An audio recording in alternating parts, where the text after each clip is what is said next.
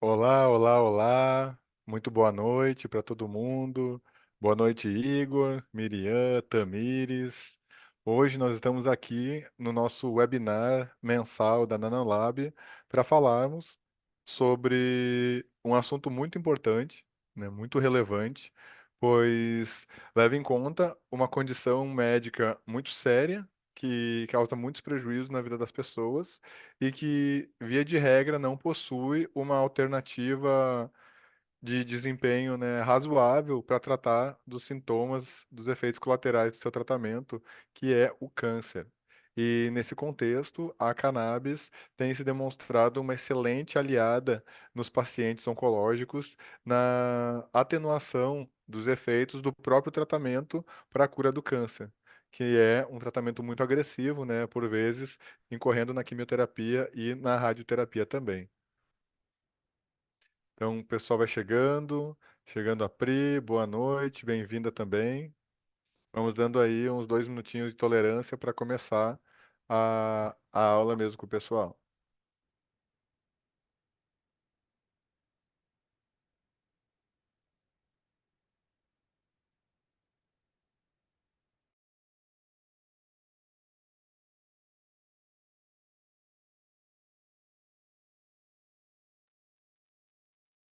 Enquanto isso, também aproveito para dar um recado, para pedir para me seguirem ali no meu perfil, nas redes sociais, também seguir a Nano, compartilhar com quem puderem essa aula. Pode usar a hashtag NanoEduca para multiplicar esse conhecimento, né, e chamar mais pessoas para terem conhecimento sobre tudo isso que tem acontecido no universo da cannabis medicinal. Mais uns minutinhos e nós já iniciaremos. Um minutinho.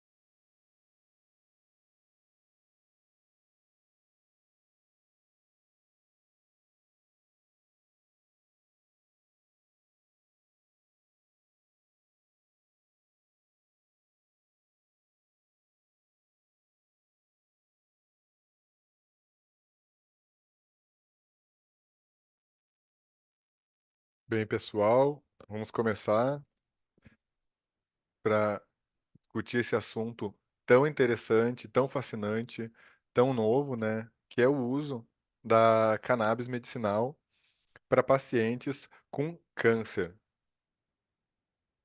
Vamos conferir se está gravando. Está gravando, sim, na nuvem. Perfeito. Eu dar meu material. Bueno. Primeiramente, eu vou falar sobre quem vos fala, que sou eu. Eu sou o Dr. Daniel Baraldi, mas me chamam de Dan. Na minha carteira de identidade está Daniel Baraldi. Eu sou biomédico, sou graduado em biomedicina pela Universidade Fevale, sou um mestre em fisiologia humana pela Universidade Federal do Rio Grande do Sul e tenho um doutorado em farmacologia e desenvolvimento de medicamentos pela Monash University, na Austrália. E estudei também endocannabinologia através da Universidade Federal de Santa Catarina, né, num curso promovido pelo Instituto Dalla Cannabis. E sou consultor científico na Nanolab Nutrition. Eu atuo principalmente na divulgação de conhecimento científico em medicina canabinoide, capacitando os profissionais e também os pacientes a integrarem a cannabis medicinal em suas vidas com sucesso.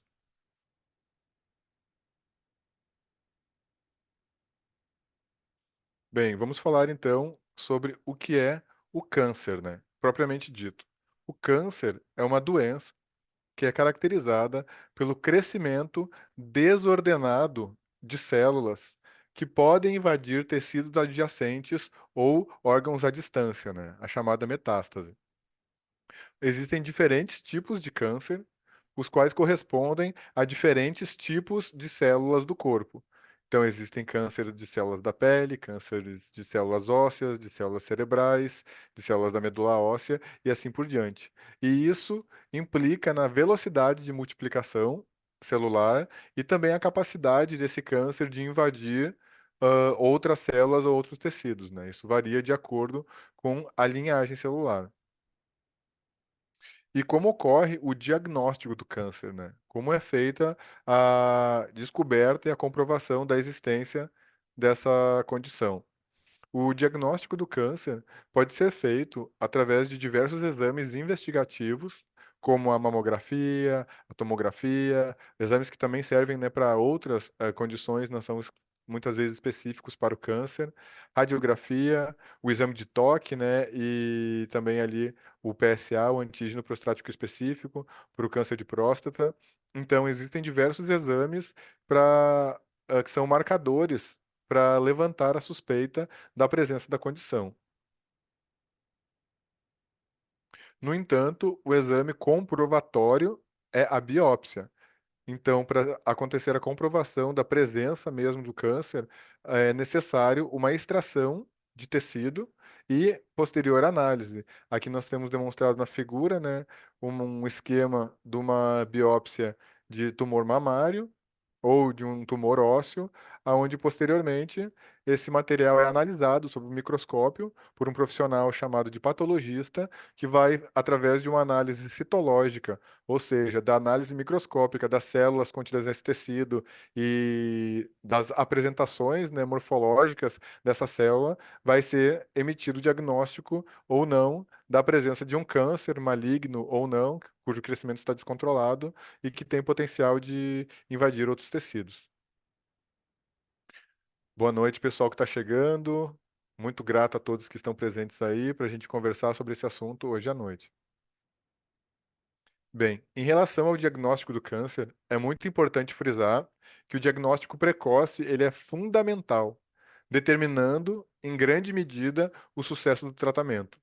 Quanto mais cedo esse câncer for diagnosticado, maiores as chances de recuperação e menores as chances de sequelas permanentes ou de não recuperação.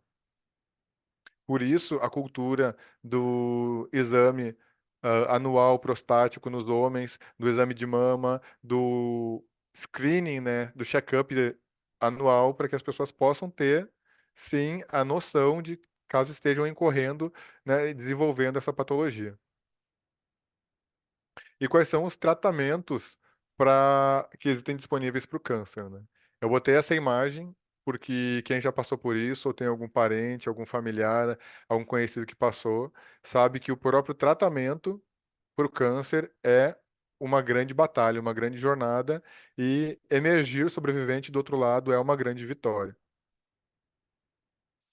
Bem, atualmente o tratamento consiste principalmente de três abordagens para eliminar o câncer, que são a abordagem cirúrgica, onde fisicamente se faz a excisão do tecido adoecido, mas nem sempre isso é possível, dependendo do nível de invasão e do nível de isolamento ou de dispersão desse grupo de células tumorais.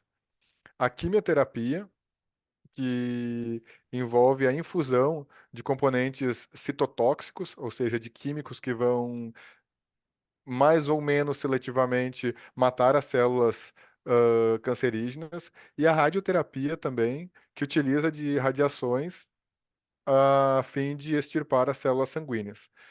Esses tratamentos, via de regra, trazem muitos efeitos colaterais para os pacientes, além de, é claro, serem muitas vezes eficazes em reduzir ou eliminar completamente a presença do tumor e das células tumorais. Então, como eu estava dizendo, esse tratamento incorre em diversos efeitos adversos, entre eles a queda de cabelo, falando assim, né, de efeitos biológicos. A queda de cabelo, efeitos contraditórios como prisão de ventre ou diarreia, né, enjoos e vômitos, pois esses químicos podem provocar uma verdadeira irritação da mucosa gastrointestinal, tornando difícil, às vezes, a deglutição e a manutenção de um alimento no trato gastrointestinal, e também dor.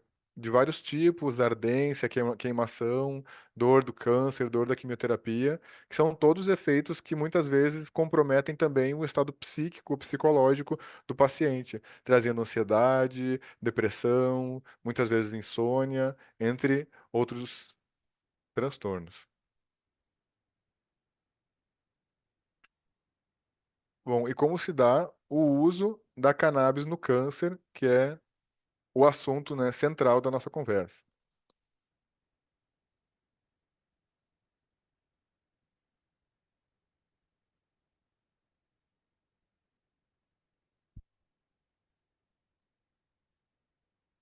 Bom, primeiramente, eu gostaria de começar essa parte da nossa conversa falando sobre o eixo principal da conversa, né, cannabis medicinal, que é não a planta, a cannabis, mas sim o sistema endocannabinoide. Esse sistema neuroendócrino modulador da homeostase, virtualmente onipresente em todos os sistemas do organismo humano e também virtualmente presente em todos os organismos vivos no planeta Terra. O sistema endocannabinoide é de descrição muito recente pela ciência. No entanto, já se sabe que o sistema endocannabinoide é composto principalmente, né, no corpo humano de dois receptores que são expressos na superfície das células e também em algumas organelas dentro do citoplasma, dentro das pequenas estruturas intracelulares, e esses receptores são capazes de responder, sim, aos canabinoides, né, aos fitoquímicos presentes na planta, na cannabis, mas principalmente responder a substâncias químicas produzidas pelo próprio corpo, denominados endocannabinoides, e através dessa comunicação e da sua presença em todas as células, todos os tecidos em que está presente o sistema endocannabinoide, ele é capaz de modular a atividade de outros sistemas. Modular a atividade do sistema neuronal, do sistema imunológico, modular a atividade ali das células gastrointestinais, tanto das camadas musculares, como das camadas secretoras, como das camadas de absorção de alimentos. Então, o sistema endocannabinoide é virtualmente onipresente. No entanto, ele não é homogêneo. Ele é heterogêneo no sentido que ele possui diversos receptores que respondem distintamente aos estímulos e também possui diversos ãh, sinalizadores, né, neurotransmissores. Então, o sistema endocannabinoide, aqui, né, como mostrado na figura, distribuído pelo corpo inteiro em maior ou menor concentração em alguns lugares, ele tem como principal função a manutenção da homeostase.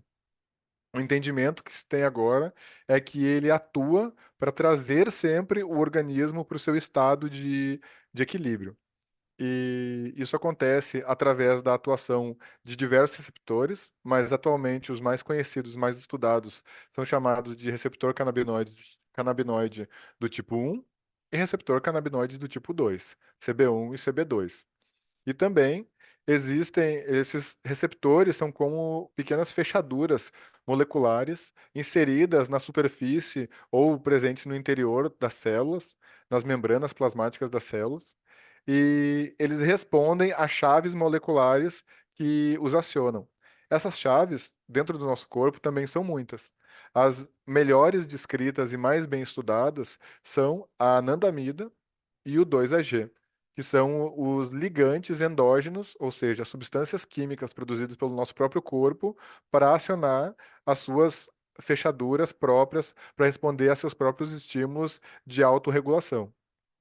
E também, além desses elementos estruturais, que são os receptores canabinoides, dos elementos sinalizadores, que são a anandamida e o 2-AG, existem os elementos sintetizadores e degradadores dessa dinâmica. No caso, as enzimas, cujos nomes ainda estão em siglas, e essas enzimas são responsáveis de forma seletiva e específica em diversos centros do nosso corpo por produzir esses endocannabinoides no momento da necessidade e por degradá-los após o uso para encerrar a sua sinalização.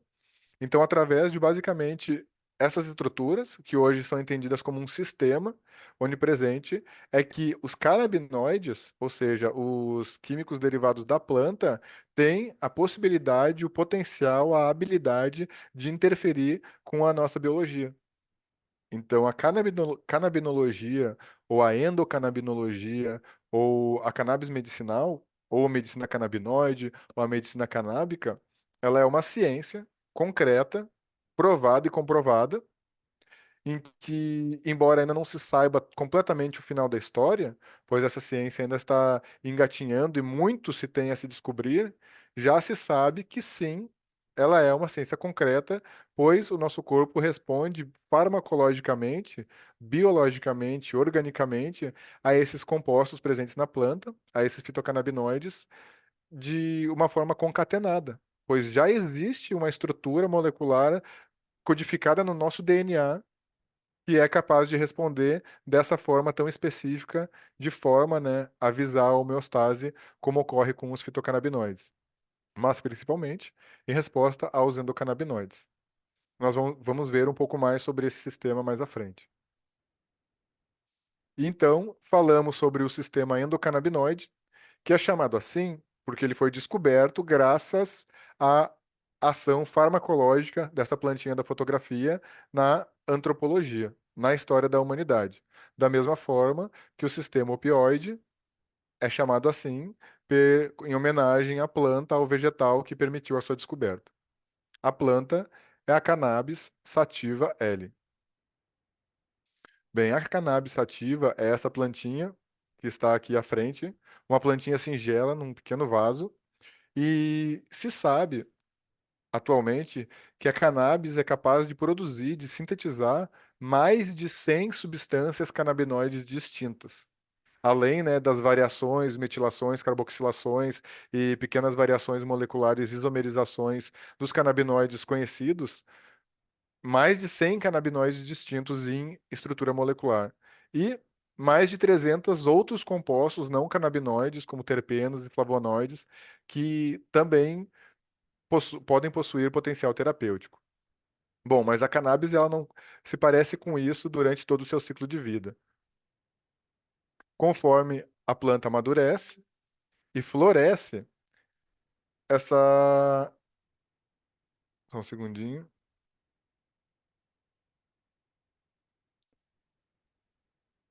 Tem gente querendo entrar? Não. Perdão. Conforme ela amadurece e floresce, ela gera essas estruturas semelhantes a pequenos fios de cabelo. E por essa, que são os pistilos. E conforme ela vai amadurecendo a flor, ela deposita nos pistilos, gera, né, estruturas que a olho nu têm a aparência de pequenos fios de cabelo, pequenos pelinhos. Por isso são chamados de trico.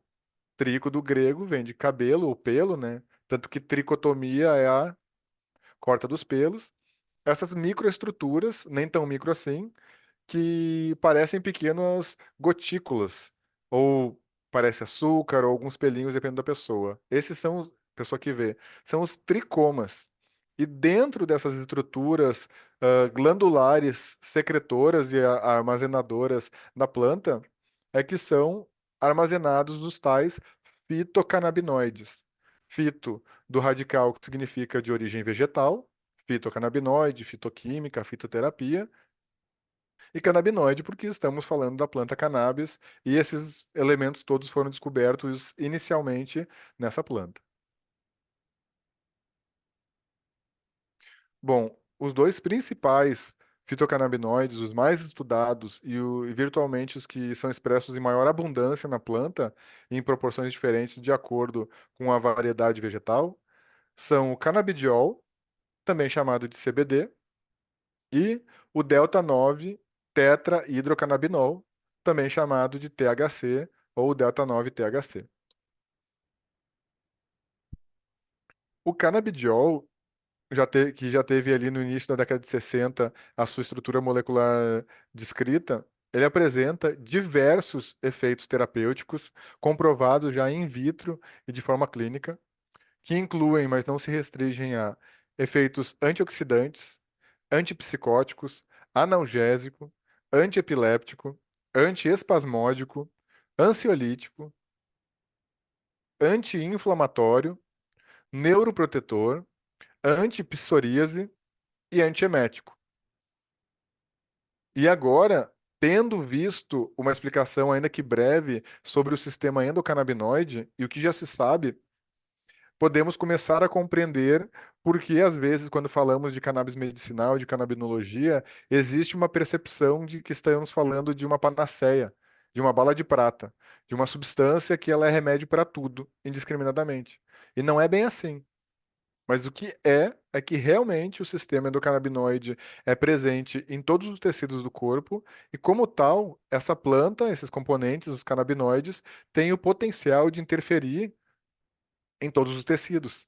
Daí, essa multiplicidade de efeitos, essa pluralidade de efeitos terapêuticos que essa planta é capaz de evocar. E dentro aqui do contexto do tratamento do câncer, as características que são muito interessantes, muito relevantes, são as propriedades antioxidantes, pois se sabe que o tratamento quimioterápico e radioterápico, ele é muito pró-oxidante, ele provoca muito envelhecimento celular e deterioração da condição biológica do indivíduo.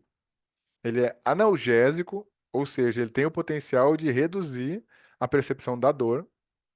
Ansiolítico, através da modulação ali do metabolismo da serotonina, da dopamina, também do GABA e do glutamato, o canabidiol é capaz de ter propriedades redutoras da ansiedade. Anti-inflamatório, pois existem receptores canabinoides nas células inflamatórias e nos tecidos inflamatórias nas células imunes, tanto circulantes quanto residentes, e o canabidiol é capaz de reduzir a expressão de citocinas pró-inflamatórias, além de atuar centralmente no cérebro, tendo efeitos antieméticos, ou seja, inibe a sensação de náusea e inibe a manifestação do reflexo do vômito. Isso é muito interessante para o paciente quimioterápico.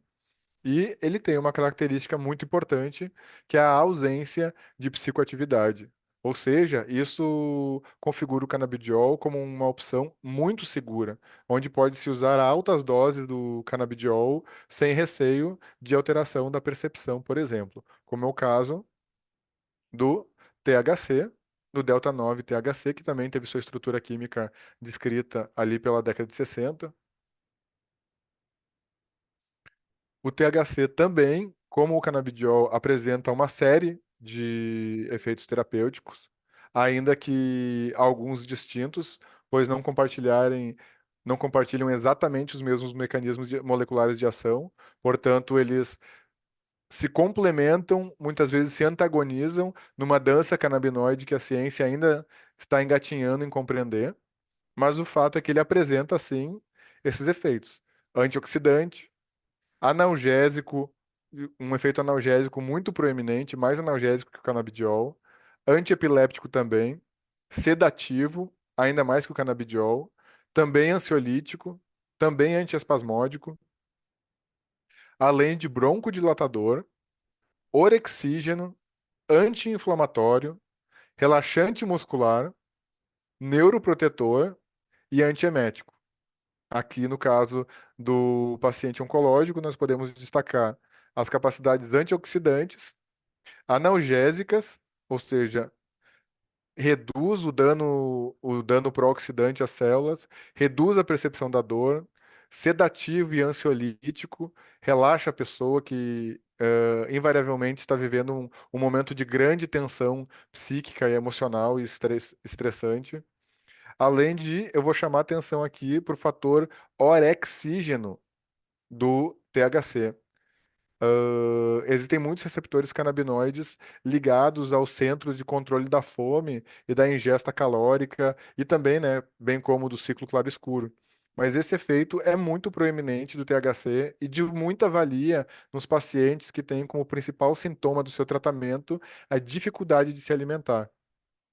Obviamente, esses efeitos eles não acontecem da mesma forma e da mesma magnitude em todos os indivíduos, até mesmo porque cada indivíduo tem o seu sistema endocannabinoide desenvolvido, adaptado de uma forma devido à sua história pessoal.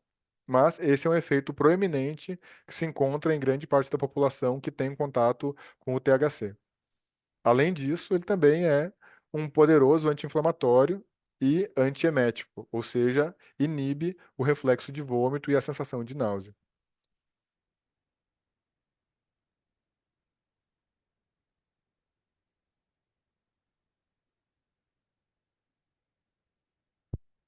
No entanto, um aspecto muito importante da farmacologia do THC é que ele apresenta psicoatividade, ou seja, a partir de certas doses, ele interfere na percepção de realidade do indivíduo, na percepção de passagem de tempo, na fixação e retenção da memória de trabalho de curto prazo.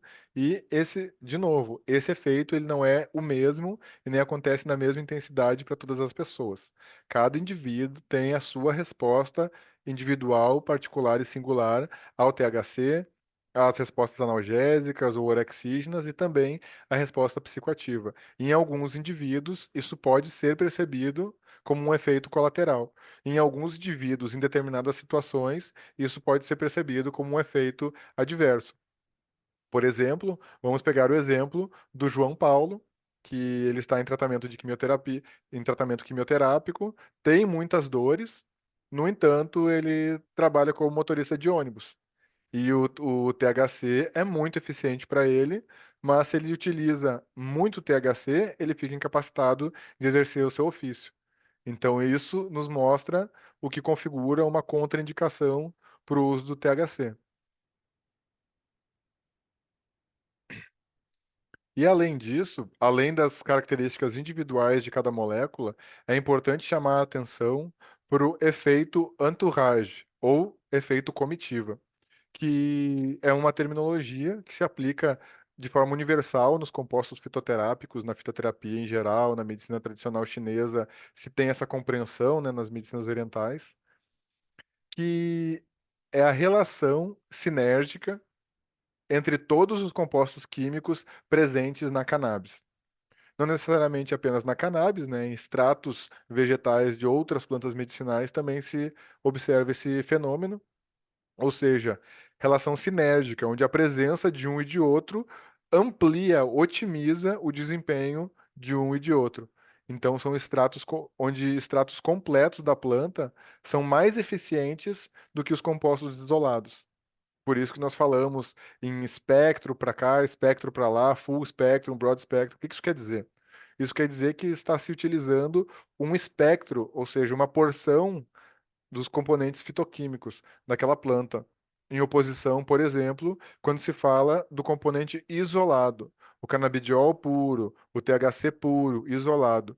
Essa é mais uma terminologia e mais uma metodologia da farmacologia alopática, que visa, por convicções filosóficas que seja, utilizar o mínimo possível de princípios ativos para atingir os efeitos terapêuticos desejados.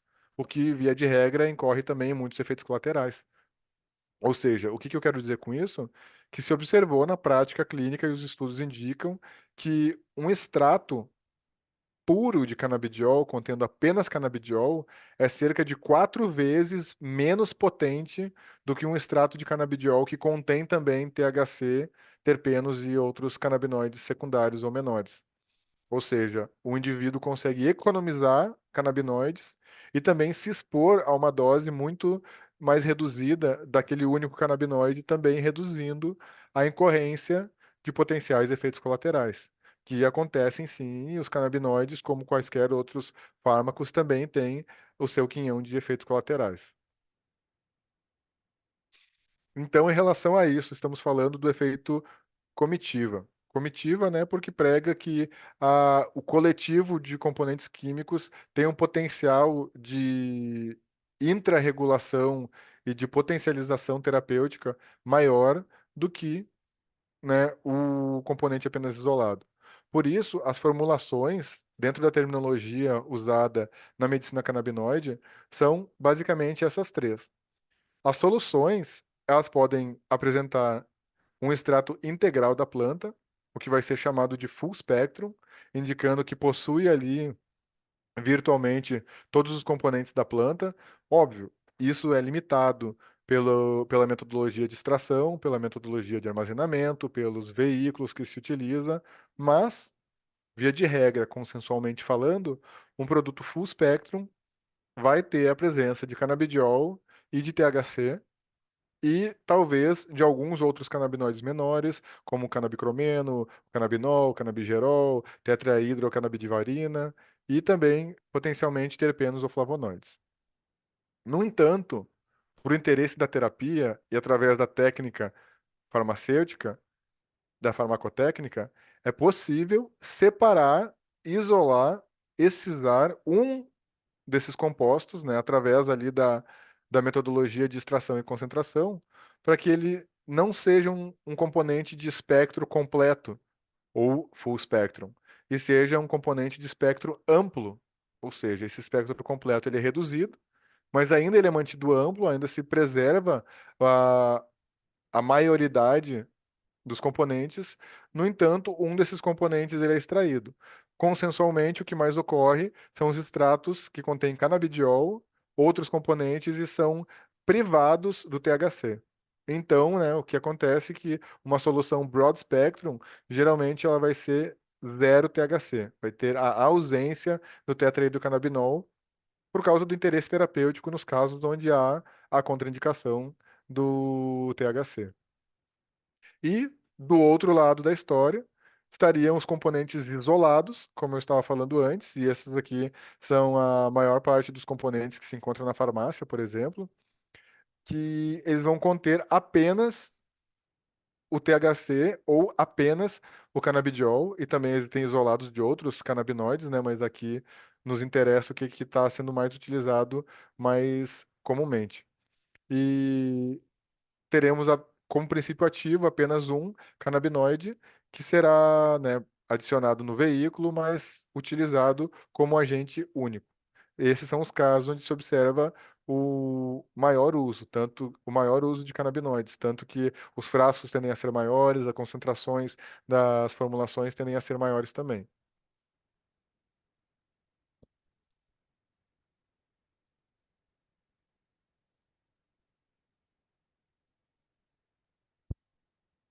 É importante falarmos também como que está o panorama legal no Brasil em relação a isso, né, para todo mundo que está nos assistindo, para entendermos quais são os profissionais que possuem prerrogativa legal para prescrever os canabinoides.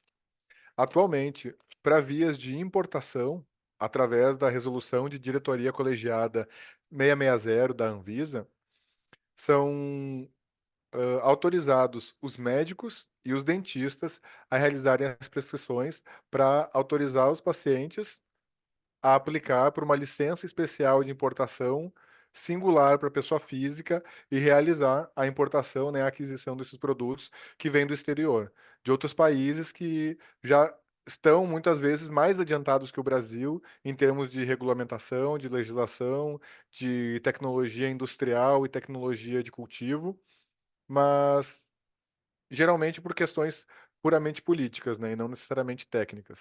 Porque o Brasil, sim, tem todo o capital humano, recursos tecnológicos e principalmente recursos naturais para ter uma produção de canabinoides de referência internacional.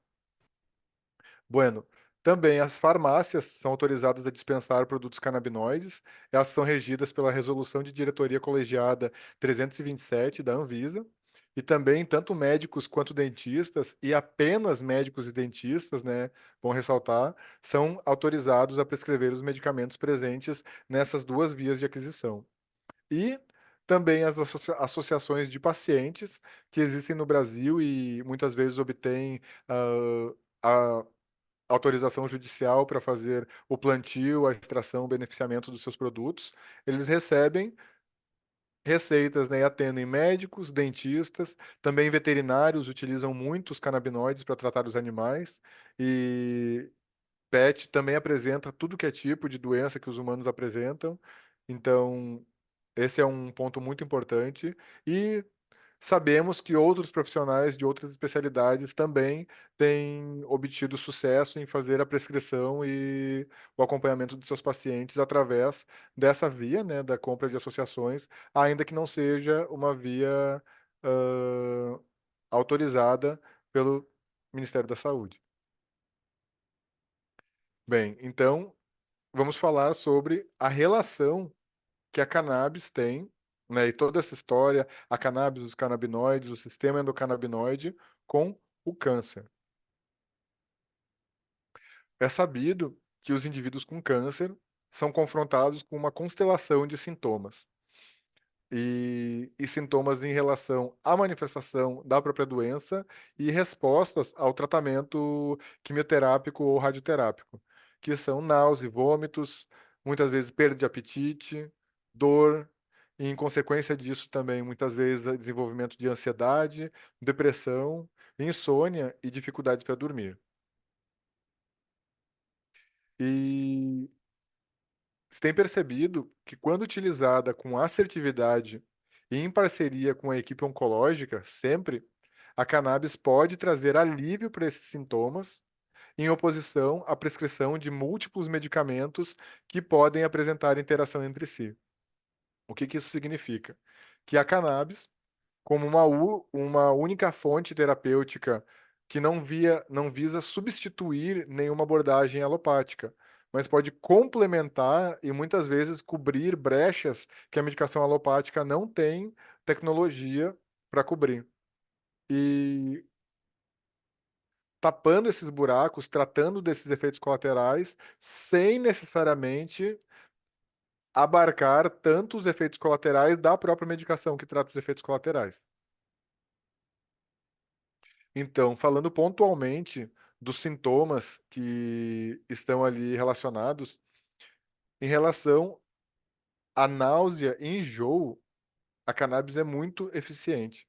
Sabe-se que os produtos à base de cannabis são eficazes em tratar náuseas e vômitos refratários consequentes da quimioterapia. Vou frisar aqui que refratário significa que, nos estudos, esses vômitos e náuseas não respondiam nem à medicação antiemética, né, ou medicação para enjoo, náuseas e vômitos, que a equipe médica desse lugar estava testando. Aí, então, foram utilizar os canabinoides e observaram nesses casos extremos, onde nada mais funcionou, ali os canabinoides foram eficientes. O uso de canabinoides para redução da náusea e do enjoo é, de longe, a aplicação canabinoide mais bem documentada para os pacientes oncológicos, pois desde a década de 70 já se começou a estudar esse efeito, já se conhece largamente na ciência esse efeito dos canabinoides.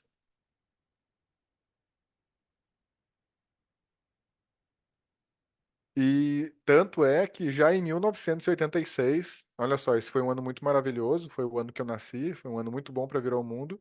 E em 1986, nos Estados Unidos já foi aprovado o uso do primeiro medicamento canabinoide para a terapia de pacientes oncológicos. 1986, isso já faz 38 anos nos Estados Unidos. Vou repetir isso. Em 1986, nos Estados Unidos, já foi aprovada uma medicação canabinoide para o tratamento do paciente oncológico.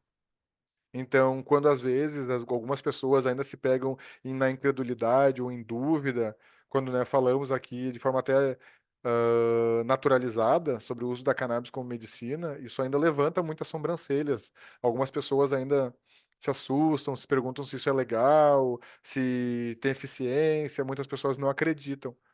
Aqui nessa conversa não estamos falando em termos de opinião. Estamos fazendo uma revisão bibliográfica da ciência descrita, publicada, presente na literatura médica internacional. Revista por pares, informações coletadas em ensaios clínicos, multicêntricos, randomizados, com controle placebo. E estamos falando de uma agência de regulamentação sanitária, que é o FDA, que é a Agência de Regulamentação de Alimentos e Drogas dos Estados Unidos, que é referência internacional. Quase todas as agências do primeiro mundo, segundo e terceiro mundo também, se espelham no que o FDA decide para o seu país. Então, para esses contra-argumentistas, já digo, faz 38 anos que nos Estados Unidos se usa de forma legal e aprovada canabinoides para redução de náusea e enjoo decorrente da quimioterapia e radioterapia. E nesse contexto, já se observou que a formulação mais eficaz para essa condição aparenta ser as substâncias equilibradas de canabidiol e THC, que possuem aí a mesma proporção de canabidiol e de THC, que são chamadas aí no jargão de formulações 1 para 1. Parece que esse equilíbrio é o mais eficaz para regular as náuseas e o enjoo, nem muito CBD e nem apenas o THC. E é também interessante ressaltar um estudo que não é da literatura oncológica, é da literatura gastrointestinal, mas é relativo à presença de náuseas e enjoos, onde 153 pacientes, eles sofrendo, né, de desconforto gastrointestinal e náuseas e vômitos crônicos, eles avaliaram 29 antieméticos. E dentro desses, a cannabis, ela desempenhou melhor que a ondansetrona, que é um medicamento utilizado para controlar náuseas e vômitos na quimioterapia, e também melhor que todos os outros medicamentos presentes no estudo.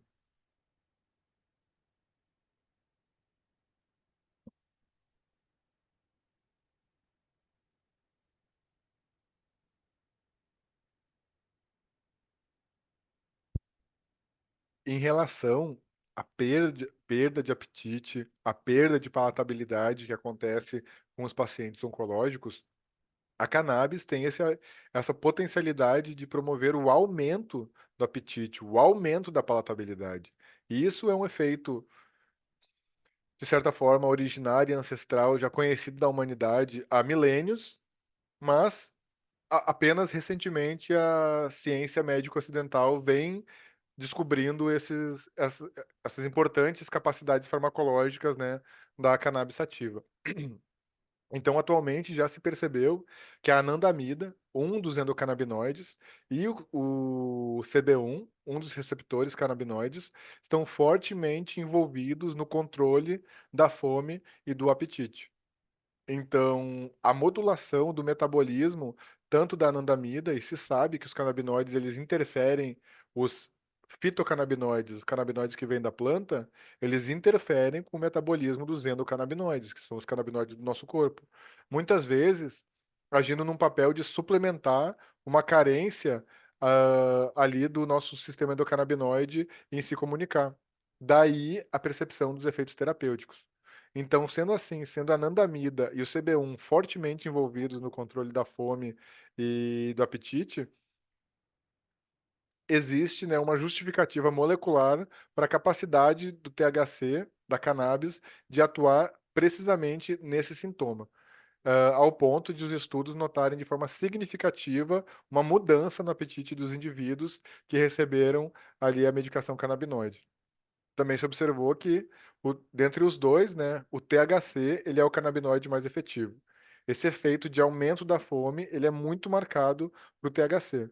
Enquanto o THC e o CBD compartilham, né, eles têm vários efeitos sobrepostos, de certa forma redundantes, alguns efeitos também são mais exclusivos. Então, para a questão do aumento do apetite, o THC se mostra o canabinoide mais efetivo.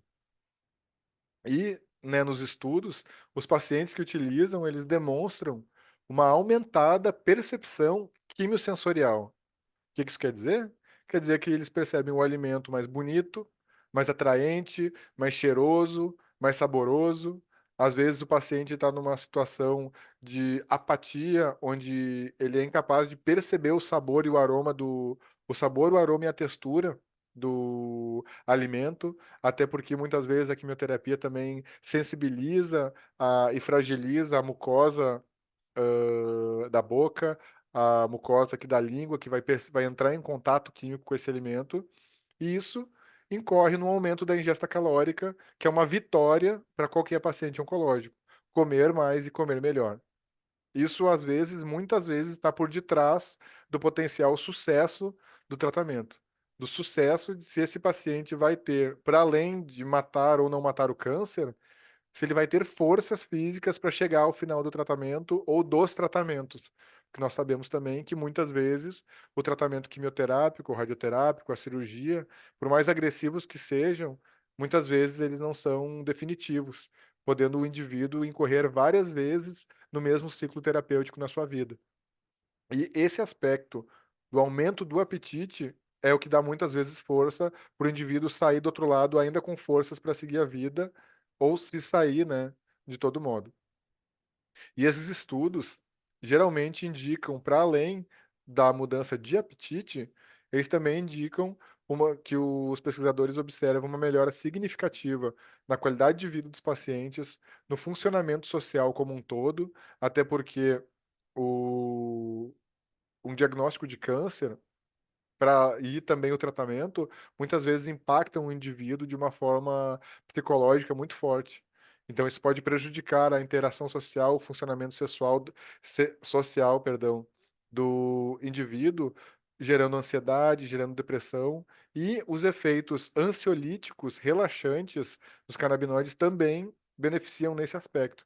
Olha como nós estamos falando de uma pluralidade, uma miríade, uma vasta gama, um leque, um guarda-chuva de efeitos apenas da mesma planta. E seguindo, né? Além disso, melhoras significativas no humor, na fadiga, na dor e no sono. E nós também percebemos que tudo está correlacionado, né? A pessoa que não come bem, ela não tem combustível para o seu, ou estrutura, ou insumos para o seu corpo produzir os neurotransmissores que vão lhe fazer se sentir bem. Não se sentindo bem, o indivíduo é muito mais propenso a sentir dor, a sentir desconforto. Sentindo dor e desconforto, é muito difícil ele se sentir bem e socializar.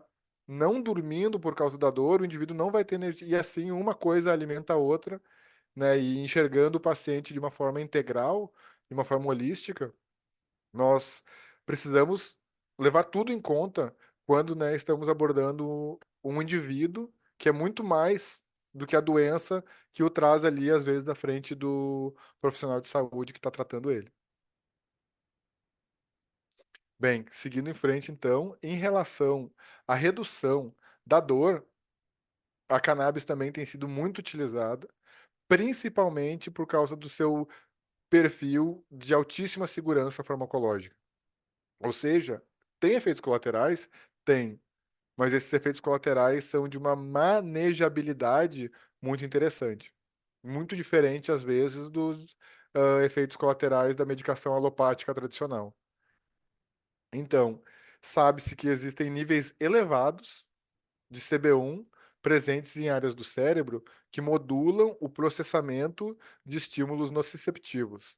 Estímulos nociceptivos são os estímulos dolorosos e a dor, ela acontece no cérebro. O dano ou o estímulo acontece no tecido. Pode ser na pele, pode ser no osso, pode ser no músculo, pode ser num órgão interno. Mas a dor, ela acontece apenas no cérebro. E centralmente na estrutura cerebral que é processada a dor, sabe-se que lá existem muitos receptores CB1, níveis elevados. Isso significa que a cannabis tem, por vias moleculares, potencial de interferir na transdução do sinal da dor. Então, isso não é achismo, isso é meramente ciência básica. Então, para além desses efeitos centrais, ou seja, que acontecem dentro da cabeça, dentro do cérebro, o CB1 e o CB2 também foram demonstrados exibirem ações analgésicas, ou seja, de bloquear a dor de forma periférica, ou seja, a percepção da dor no local do dano e não apenas no cérebro. São duas vias diferentes de ação, ou seja, permitindo uma sinergia, né? Um somatório desses efeitos. Além disso, os canabinoides são notoriamente anti-inflamatórios, e a inflamação é um processo que tem a dor associada na sua estrutura, né? Dor, calor, rubor e tumor, os quatro parâmetros da inflamação. Então, os canabinoides reduzindo a inflamação, eles reduzem a dor, reduzem o calor, reduzem o tumor e reduzem o rubor.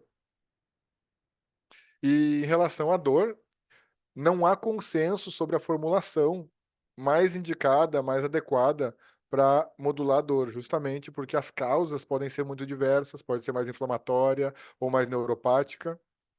Mas, apesar de se dizer isso, né, falo isso porque o canabidiol tem um potencial anti-inflamatório também muito importante, às vezes mais potente que o THC, mas em relação à redução da dor, o THC parece ser fundamental.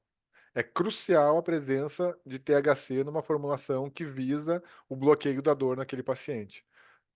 Não apenas para a dor do câncer ou para a dor dos processos quimioterápicos, mas também para outros processos que envolvem dor, o THC ele parece ter um efeito de bloqueio da dor muito mais poderoso. E esses efeitos alcançam a sua eficiência máxima em caso de dor neuropática, ou seja, dor em que não tem um dano aparente e visível no tecido, mas ainda assim aquele tecido, aquela mão, aquela articulação dói. E, por último, se observou que os canabinoides eles são sinérgicos com os opioides. E por que que isso é importante? Porque até o momento, até os canabinoides chegarem no campinho para jogar, os opioides são uma das linhas preferidas dos médicos, né, e dos dentistas para manusear a dor profunda, a dor severa. É uma das ferramentas mais utilizadas e os opioides, embora muito eficazes no bloqueio da dor, e quem já teve a necessidade de tomar aí um opioide, de usar uma morfina, de quebrar um fêmur, de quebrar uma bacia, sabe que às vezes a vida da pessoa ela é salva no bloqueio da dor. Não adianta parar a hemorragia, consertar o osso quebrado, se a pessoa tem uma parada cardiorrespiratória de tanta dor e o corpo dela não suportou. Então, o bloqueio da dor com os opioides, ele é muito importante, ele é crucial. No entanto, os opioides possuem muitos efeitos colaterais, eles mexem muito com a nossa biologia, com o funcionamento do nosso corpo, do nosso sistema de recompensa, de toda a motilidade gástrica e com diversos centros neurológicos, e o uso contínuo dos opioides é muito problemático. Então, quando os opioides precisam ser utilizados de forma contínua, é interessante que se utilize eles pelo período de tempo mais curto possível e na menor dose possível, claro, para expor o indivíduo ao insulto, né, farmacoquímico, mínimo possível. Então, percebendo essa sinergia com os opioides, essa sinergia acontece também com diversas outras classes medicamentosas, e nós vamos falar sobre isso, essa pluralidade farmacológica dos canabinoides nos encontros subsequentes. Essa sinergia permite que os canabinoides aumentem a analgesia dos opioides. Sendo assim, aqueles 100 miligramas de o opioide X ah, que tinha tal poder de analgesia, esse poder vai ser aumentado, permitindo então uma redução da dosagem desse opioide X para chegar naquele mesmo nível de sedação e, portanto, aumentando a analgesia, reduz-se a dosagem e se reduzem os efeitos colaterais. Olha como isso é importante. Trabalhando na redução da dor e na sinergia com opioides, os canabinoides são capazes de reduzir os efeitos colaterais causados pelos opioides. Talvez aqui no Brasil isso não seja tão relevante, talvez não seja ainda, mas os Estados Unidos, os mesmos que autorizaram o uso dos canabinoides para o câncer lá em 86, enfrentam hoje em dia uma epidemia de overdose de opioides que é realmente assustadora. Dezenas de pessoas morrem todos os dias e os que não morrem têm as suas vidas completamente obliteradas pelo vício em opioides. Isso não é da vontade das pessoas, isso é puramente neuroquímico. Esses indivíduos acabam se tornando escravos de uma molécula, de uma substância e não conseguem se desvencilhar. Isso é tão importante que o primeiro registro médico ocidental do uso de canabinoides, que aconteceu lá no ano de 1837, foi feito por um médico britânico que estava trabalhando a serviço do exército inglês na Índia, e na Índia ele teve contato com a medicina indiana, também chamada de Ayurveda, e lá ele aprendeu muitas preparações e muitos medicamentos locais, fazendo assim que então, alguns anos após esse aprendizado, ele publicasse um artigo chamado sobre a preparação da ganja indiana, e onde ele descreveu um caso de sucesso em que ele tratou a abstinência de opioides, porque os opioides já estavam presentes lá, um caso de abstinência incontrolável de opioides com extrato de cannabis, com sucesso. Recuperou a paciente, não perdeu a paciente. Se hoje em dia tratar vício em opioides é um negócio difícil, imagina quase 200 anos atrás. Enfim, então esse aspecto da redução da dor e economia de opioides também ele é muito importante no uso medicinal da cannabis aqui nos pacientes oncológicos.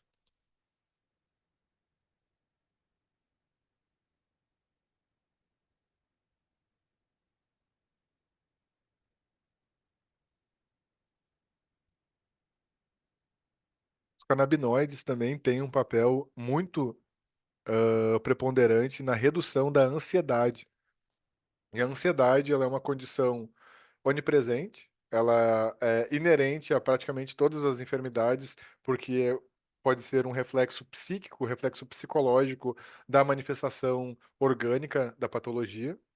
E nesse contexto, o canabidiol é o canabinoide mais indicado para lidar com a ansiedade puramente simples, porque o canabidiol modula o metabolismo da dopamina e da serotonina, interferindo com as enzimas que secretam, liberam e sintetizam a dopamina e a serotonina, permitindo um aumento dos níveis desses neurotransmissores e uma redução da percepção da ansiedade e da manifestação da ansiedade.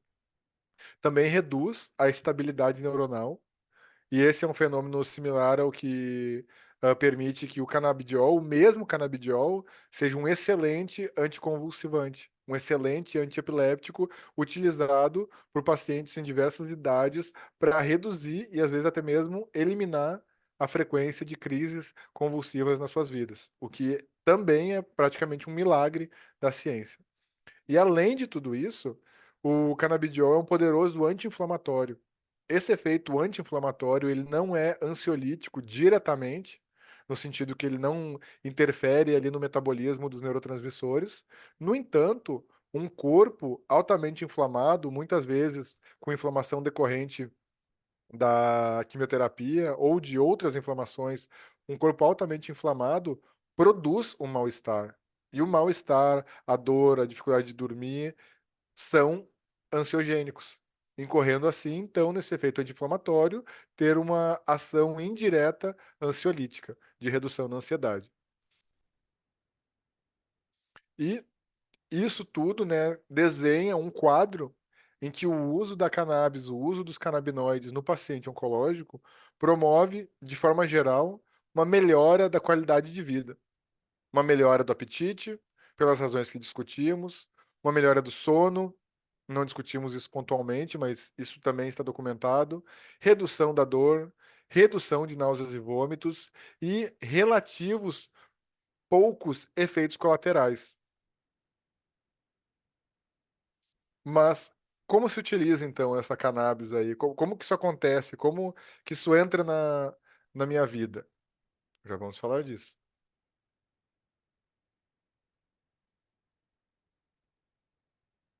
Primeiramente, eu gostaria de chamar a atenção para a posologia da cannabis, que ela é particular.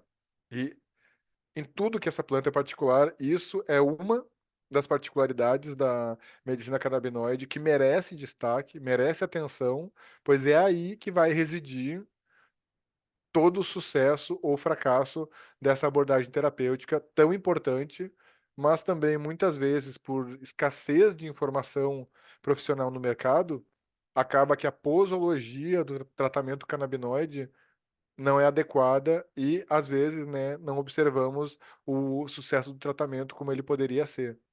Baseado não na crença de que o indivíduo tem ou na esperança que ele tem naquele medicamento, mas baseado no adequado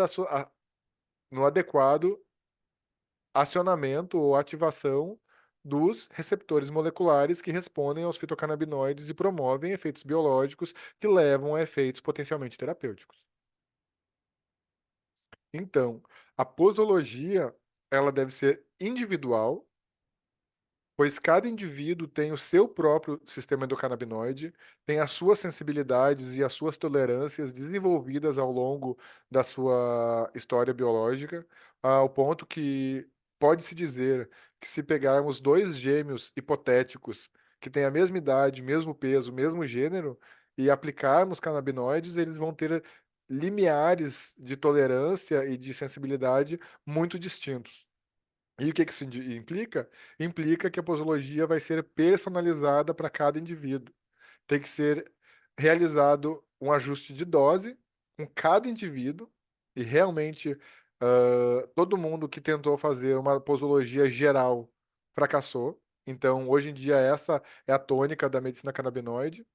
É um ajuste de dose obrigatório no início do tratamento, com uma titulação crescente até a percepção da janela terapêutica e a manutenção dessas doses com frequentes monitoramentos. E se usa uma frase em inglês que ela fala assim: Start low, go slow, stay low, que significa comece por baixo, vá devagar e continue baixo. O que que isso significa?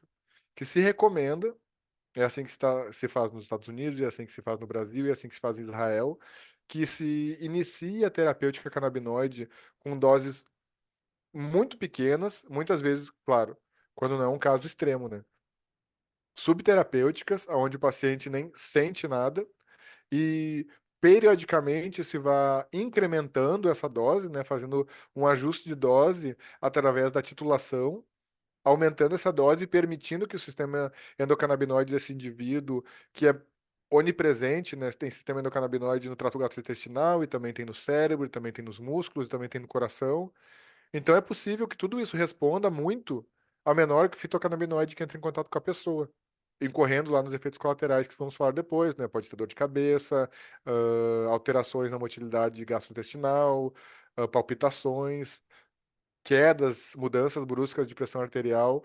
Então, isso tudo pode acontecer justamente pela presença dos receptores canabinoides.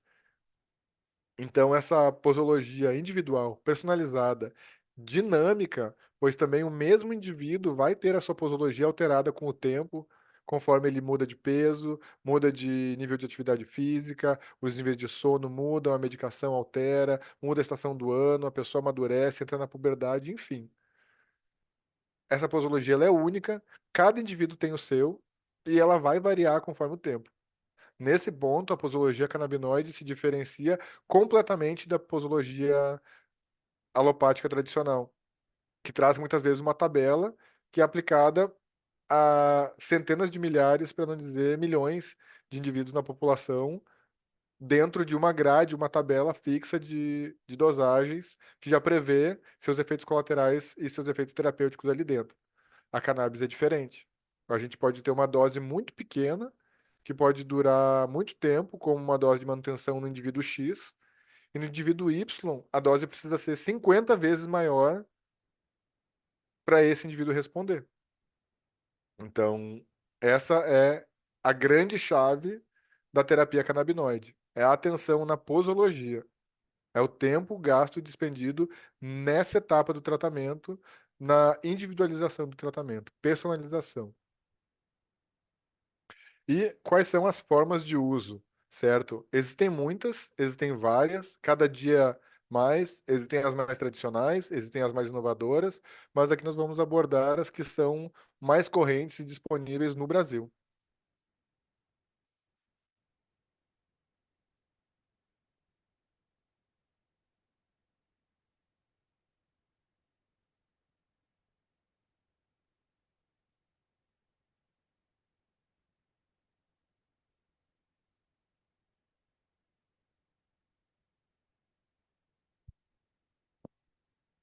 A aplicação dos canabinoides, então, ela pode ser oral, que é o caso de todos os canabinoides que vão ser engolidos, correto, deglutidos. Sublingual, quando essa absorção vai acontecer também embaixo da língua, ali pela mucosa sublingual. Mas aí tu me pergunta, tá, Dan, mas o oral e sublingual, se tu bota o óleo na boca, tu não vai engolir ele mesmo, então vai virar oral? Sim, para esse caso sim. Porque que vem líquido, o sublingual geralmente também tem um componente oral, ou seja, a absorção acontece na mucosa oral e vai acontecer depois lá no intestino. Mas existem outras formulações orais onde não vai acontecer a absorção sublingual, como é o caso de cápsulas, ou é o caso dos gummies, ou de outras preparações comestíveis, onde a absorção sublingual vai ser muito pouca e a grande parte da absorção vai ser mesmo de forma oral. A cinética, o tempo de absorção, vai variar muito em relação a isso. E também a aplicação tópica, que é a aplicação na superfície, certo? Na pele. Que, como eu estava dizendo, a aplicação oral e sublingual geralmente é feita do óleo, que é a formulação mais difundida, de maior eficiência farmacoeconômica no quesito custo de produção, volume de produção industrial, facilidade de transporte, preço de venda, enfim. Por todos esses fatores da farmacoeconomia e da logística farmacêutica, os óleos são os mais predominantes hoje em dia no mercado e a aplicação se dá na boca, né? Geralmente se aplica embaixo da língua e se aguarda absorver aí cerca de 1 minuto antes de engolir. É interessante fazer esse consumo junto das refeições, pois sabe-se que o pH baixo do estômago, ele pode alterar muito a estrutura molecular dos canabinoides, fazendo então que esses canabinoides estão mais protegidos para absorção quando eles estão misturados e miscuídos ali no bolo alimentar. E também, como sabemos que os canabinoides interagem muito com praticamente todas as medicações, é interessante administrar ele, geralmente aí, ou pelo menos 2 horas distante de outras medicações, da medicação da pressão, da medicação para o coração, da medicação psiquiátrica. É interessante manter esse espaço e também, obviamente, conhecer qual é a natureza da interação entre o canabinoide que o paciente vai estar ingerindo e tal medicamento X que ele possa estar tomando também concomitantemente. E falamos dos benefícios, dos efeitos terapêuticos, quais são as reações adversas que advêm do uso da cannabis. Via de regra, na prática clínica, essas reações elas são leves. Ou seja, elas não têm uma intensidade muito grande, elas não chegam a comprometer o paciente, elas são transitórias, elas não duram muito tempo e estão associadas ao início do tratamento, que é quando acontece o ajuste de dose.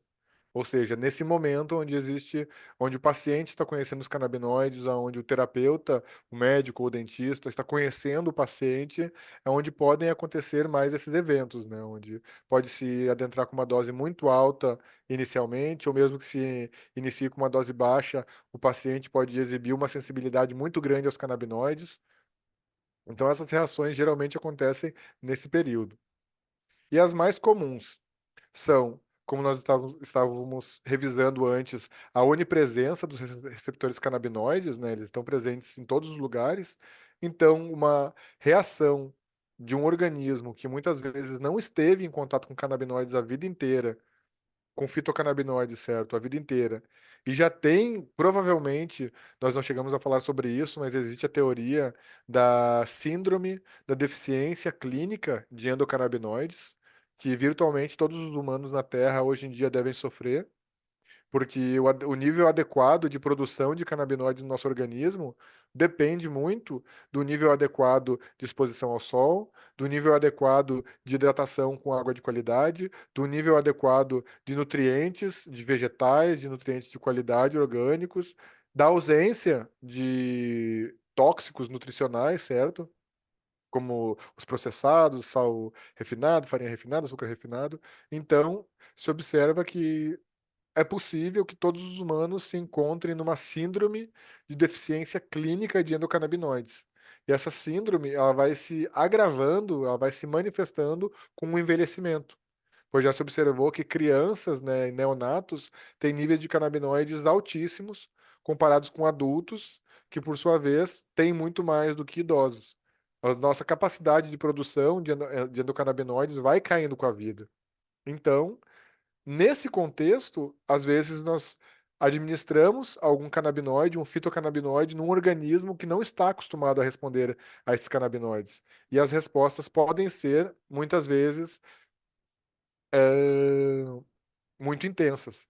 Por exemplo, numa alteração aí do sistema cardiovascular, às vezes um vasorrelaxamento generalizado pode levar a uma queda da pressão arterial e uma resposta cardiocompensadora, levando a uma taquicardia, um aceleramento nos batimentos cardíacos. Isso faz com que o indivíduo sinta aquela batida no peito, como se tivesse um tropel de cavalo batendo do peito, dentro do peito dele e o coração fosse sair pela boca. Isso pode ser muito ansiogênico. Ou, né, como eu estava especulando, isso pode ser devido a uma hipotensão arterial. Também, os canabinoides promovem a secura da boca. Esse é um outro efeito farmacológico, a xerostomia, a constrição dos vasos sanguíneos dentro da cavidade oral, fazendo com que a boca fique seca. Da mesma forma, acontece a dilatação da vasculatura da esclera, da mucosa aqui dos olhos, causando os olhos vermelhos. Também os efeitos sedativos em alto grau podem levar à sonolência ou à prostração, tontura. Pode acontecer também cefaleia, ou seja, dor de cabeça, pois como os vasos periféricos respondem também aos canabinoides, podendo relaxar muito, levando a essa hipotensão arterial, os vasos do cérebro, do sistema nervoso, também podem responder a esses canabinoides, causando um relaxamento, um aumento do fluxo. Isso pode ser percebido como uma cefaleia. E também alterações gastrointestinais, que não são surpreendentes, visto que, né, percebemos que os canabinoides têm um efeito neurológico tão proeminente, ou seja, eles interferem no sistema nervoso, na dinâmica entre as sinapses de uma forma tão grande, alteram ali o funcionamento, modulam o funcionamento de vários núcleos cerebrais, e sabemos que o nosso intestino é o nosso maior cérebro. Que no intestino existem muitas células nervosas, muitas sinapses, muita comunicação ali entre as células. Então, de se esperar que o trato gastrointestinal também responda de forma importante à suplementação fitocannabinoide. No entanto, esses efeitos são geralmente efeitos leves e transitórios, né, que desaparecem com a suspensão do uso ou com o adequado ajuste da dose, né? Quando se percebe que o paciente está com seus níveis plasmáticos de fitocannabinoides acima da janela terapêutica, é feito esse ajuste para manter o paciente na dose terapêutica. E as reações consideradas graves, elas são raríssimas num contexto prescritivo técnico e assertivo. Temos que ressaltar isso, né? Nesse contexto, elas são raríssimas. Quanto ao uso indiscriminado ou outras abordagens para se utilizar os canabinoides, não temos informações e não advogamos sobre essas outras formas, né? Aqui nos atemos à medicina baseada em evidências. São raríssimas num contexto prescritivo técnico e assertivo e são também temporárias e manejáveis, como eu falei com as outras, né? Suspendendo o tratamento, elas desaparecem e também pode-se ajustar a dose para manejar esses efeitos. Eles podem incluir crise de ansiedade ou ataques de pânico, alucinações, onde o indivíduo vê ou vivencia algo que não está lá, e psicose. Especificamente o THC, ele é conhecido por ser catalisador de reações psicóticas em indivíduos que têm predisposição ou histórico de psicose. Então é muito importante estar atento a isso, porque embora os canabinoides sejam sim muito seguros do ponto de vista farmacológico, eles tenham uma pluralidade de efeitos terapêuticos, uma pobreza de efeitos colaterais graves. Existem sim as contraindicações, e é por isso que é muito importante respeitar essa medicina e não subestimar ela do ponto de vista da ciência. É importante ir estudar a medicina canabinoide, aprender aonde que cada medicamento, que cada canabinoide vai agir, quais são as potenciais interações, qual é o risco disso tudo. Que a cannabis não é uma bala de prata, não é uma panaceia.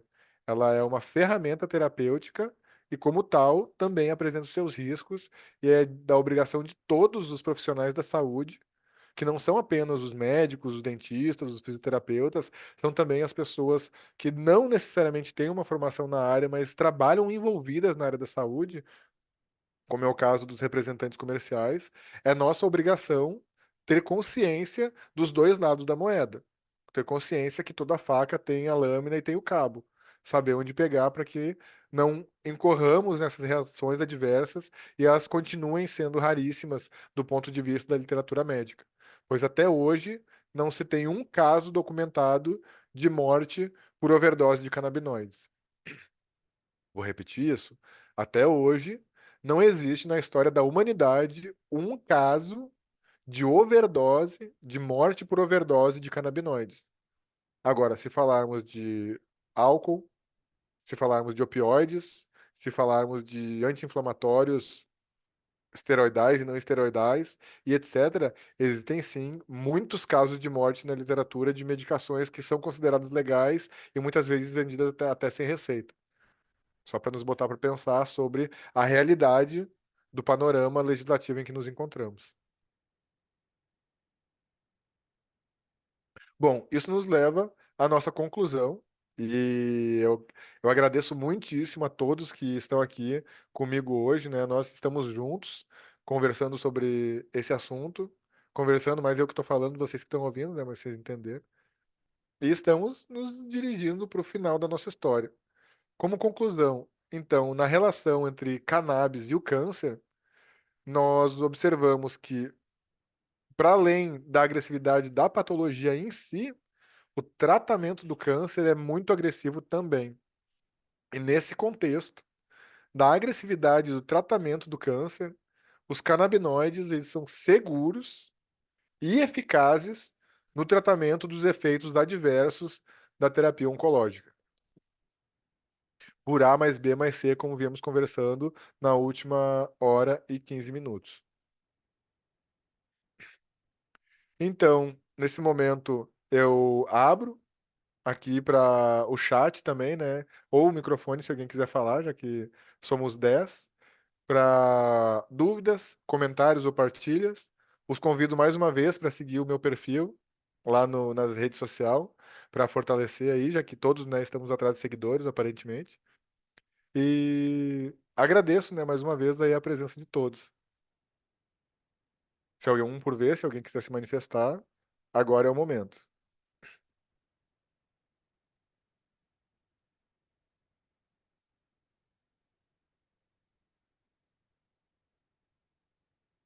Bem, como não temos muitas dúvidas, e é óbvio, porque a explicação é maravilhosa, né? Indubitável, creio que estão todos aí prontos para irem dormir.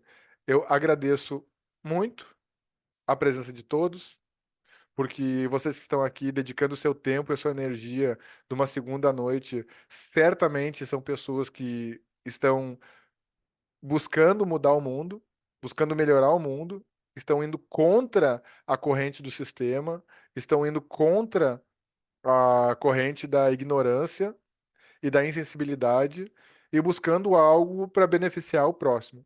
A si mesmo também, talvez, mas beneficiar o próximo. Estão abrindo a mente, abrindo o coração para essa alternativa, na verdade, esse complemento terapêutico que está aí para melhorar a vida de muitas pessoas que são acometidas por muitas patologias, que muitas vezes, muitas dessas, não possuem uma resposta satisfatória da medicina tradicional. Medicina tradicional, eu quero dizer convencional, né? Não a medicina tradicional de um ponto de vista alternativo. Então, eu concluo agradecendo em nome da Nanolab Nutrition e convidando vocês para visitar o nosso site lá nas redes internacionais de computadores, conferir a nossa página no Instagram e quem tiver interesse de entrar em contato direto com a Nanolab, esse aqui é o nosso telefone de contato, onde vocês vão ser muito bem atendidos pela Ju ou pela Sá, que são as meninas do atendimento lá profissionais. E agradeço a todos, declaro por encerrada a nossa aula de hoje. Uma ótima noite a todos e uma ótima semana. Muito obrigado. Obrigado você, Dani. Boa noite a todos. Boa noite.